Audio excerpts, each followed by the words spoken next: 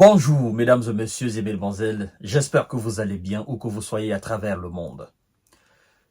Monsieur Abdourahmane Tiani et le CNSP viennent de frapper un coup dur. Ah non, monsieur Emmanuel Macron ne va pas aimer ça. Non. Parce que ça touche directement les intérêts de monsieur Emmanuel Macron. Il s'agit de l'exploitation d'uranium d'Imouram, l'un des plus gros et grands gisements d'uranium au monde, qui est estimé à plus de 200 000 tonnes, mesdames et messieurs. Vous savez, l'uranium nigérien, le Niger est l'un des plus gros morceaux, l'un des plus grands qui alimente les centrales nucléaires européennes. Centrale nucléaire européenne. Le Niger est alors à la base de toutes les grandes luminosités que vous voyez en Europe. Ah oui, toutes les grandes villes alimentées en électricité. Le Niger est un pion, un maillon très fort là-dedans.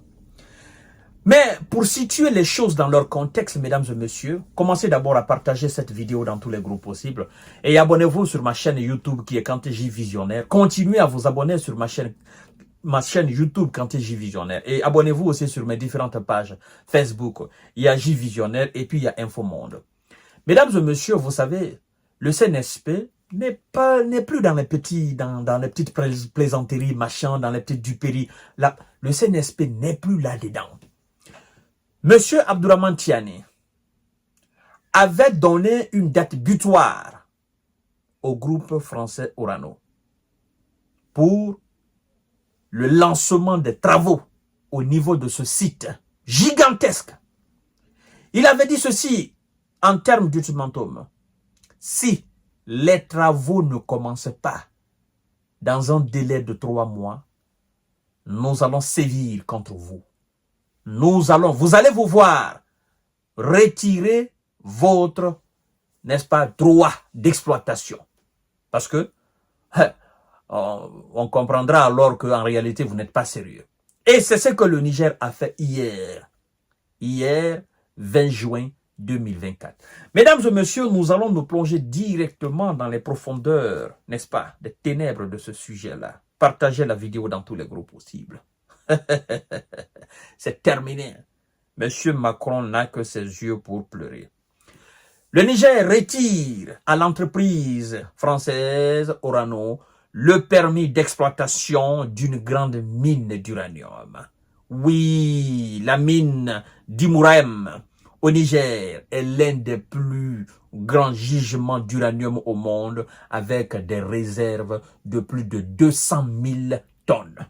Mesdames et messieurs et mesdemoiselles, l'entreprise nous informe que pourtant des travaux avaient été récemment lancés sur le site minier d'Imouram, mais le Niger a décidé jeudi 20 juin de retirer le permis d'exploitation de la mine d'uranium au nord du pays à l'entreprise française Orano, a annoncé la société dans un communiqué transmis à l'agence Presse France. Mesdames et messieurs, Orano prend acte de la décision des autorités du Niger, n'est-ce pas, de retirer à sa filiale d'Imouram son permis d'exploitation. Le jugement est malgré la reprise des activités au site conformément aux attentes qu'elle avait été exprimée, a écrit l'entreprise française. Mesdames et messieurs, dans une note datée du 11 juin, le ministère des Mines du régime, n'est-ce pas, de Niger au pouvoir a rappelé que le permis d'exploitation d'uranium serait retiré à Orano du moins. Il avait été annoncé vouloir le remettre au domaine public si les travaux d'exploitation n'avaient pas commencé dans un délai de 3 mois après le 19 mars. Vous voyez? Si les travaux d'exploitation, oui, on n'a pas dit si ils ne viennent pas faire acte de présence. Non, si les travaux d'exploitation ne sont pas commencés, le Niger va leur retirer le permis d'exploitation. Bon, même s'il faut dire qu'ils sont sur un autre site, mais sur ce gros site de gisement d'uranium, on les retire complètement. Vous savez, oh, quand je parle souvent, ils disent, mais vous êtes des pro-militaires. C'est pas une question de pro-militaires. En fait, les militaires à la tête des États, c'est des gars qui sont directs. C'est des gars qui ne sont pas dans les grandes diplomaties, dans les politiques. Non. Eux, c'est des gars qui sont directs. Ce sont des travailleurs. Vous signez quelque chose, respectez les dates. Respectez les règles. Respectez les conventions. Et c'est ce qui est en train de fatiguer M. Patrice Talon avec Abdourahmane Tiani. En fait, Patrice Talon, lui, il est politicien. Et M. Abdourahmane Tiani, lui, c'est un général. Donc, ils n'ont pas les mêmes mentalités. Abdourahmane Tiani, c'est un gars qui va droit au but. Il n'aime pas trop tourner autour du pot. Non, non, non, non. C'est un militaire. Ça, c'est des gens qui sont carrés. Des gens qui sont dans une discipline vraiment militaire. Et vous savez, parlant même de discipline militaire, vous savez que les plus grandes nations au monde, par le passé, qui ont fait des miracles, n'est-ce pas, en sortant la tête sous l'eau. Il faut savoir qu'ils ont été dirigés par des chefs militaires. Toutes les grandes nations que vous connaissez aujourd'hui, États-Unis, France, Allemagne, Grande-Bretagne, c'est des pays qui ont été dirigés par des chefs militaires, qui vont droit au but. Allez-y en Allemagne. Hein? Les plus grands travaux en Allemagne, mais c'est le temps d'Hitler, mesdames et messieurs. Alors, le Niger a retiré complètement, n'est-ce pas, ce permis à Orano. Alors, chères dames, chères demoiselles, pourtant, on nous informe que le 12 juin, un porte-parole du groupe nucléaire français avait annoncé à l'AFP que les travaux préparatoires avaient été lancés. Eux, ils parlent de travaux préparatoires. Le Niger a dit travaux d'exploitation. Si l'exploitation ne commence pas, on ne parle pas de préparatoire.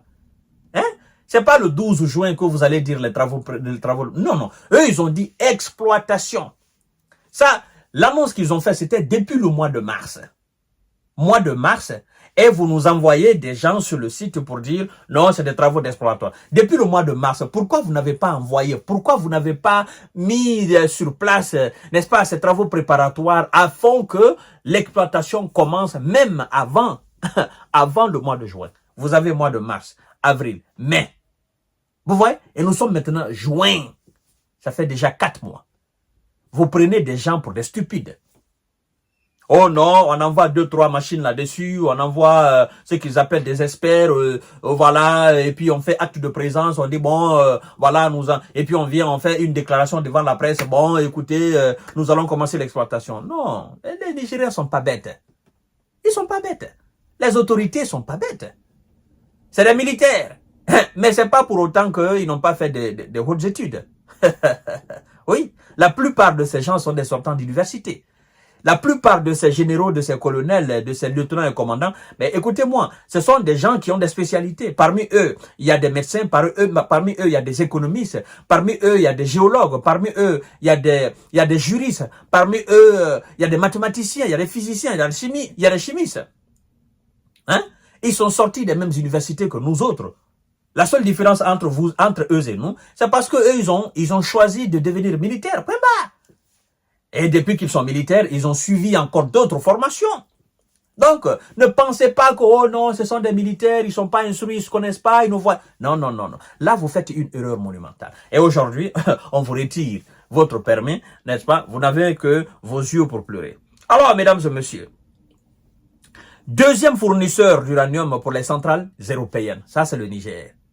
Oui, Orano exploite une autre mine d'uranium au Niger, la Sommaire, dans la région d'Arli, dans le nord du pays, après la fermeture de Kaminaka en 2021. Mais le régime militaire au pouvoir à Niamey, depuis juillet 2023, a plusieurs fois répété qu'il souhaitait revoir en profondeur le système d'exploitation des matières premières sur son sol par des compagnies étrangères.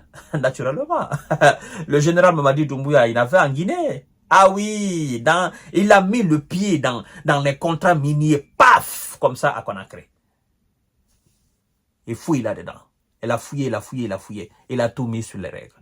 Le Niger a le droit de le faire. Parce que celui qui était là était un préfet. préfet du département français Nigeria. Donc les contrats, on les a signés comme ça. Oh, les papiers. Vous avez vu même l'avènement des soldats américains au Niger. Ça a été fait comme ça, là-bas, on vous envoie.